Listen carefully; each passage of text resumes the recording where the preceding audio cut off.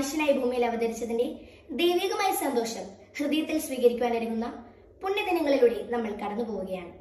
നമ്മെ കാണാനും കേൾക്കാനും നമ്മുടെ സുഖദുഃഖങ്ങളിൽ പങ്കുചേരാനുമായി സ്വർഗം വിട്ടിറങ്ങിയ ദൈവത്തിന്റെ വലിയ സ്നേഹമാണ്, വലിയ സാക്ഷ്യമാണ് മനുഷ്യാവതാരം.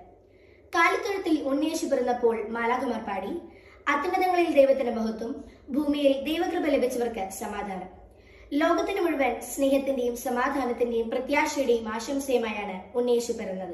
ക്രിസ്മസ് അടുത്തു വരുമ്പോൾ നമ്മുടെ ഹൃദയങ്ങൾ സന്തോഷത്താൽ നിറയുന്നു.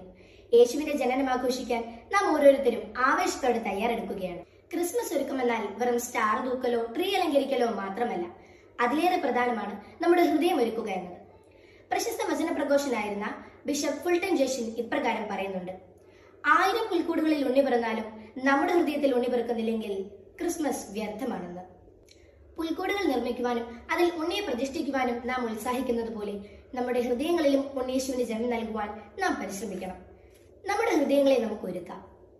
ക്രിസ്മസിനായി ഒരുങ്ങുമ്പോൾ നമ്മുടെ വീടുകൾ അലങ്കരിക്കുന്നത് പോലെ നമ്മുടെ ഹൃദയവും മനസ്സും സ്നേഹത്താൽ, കരുണയാൽ, സമാധാനത്താൽ, സുഹൃതത്താൽ അലങ്കരിക്കാം.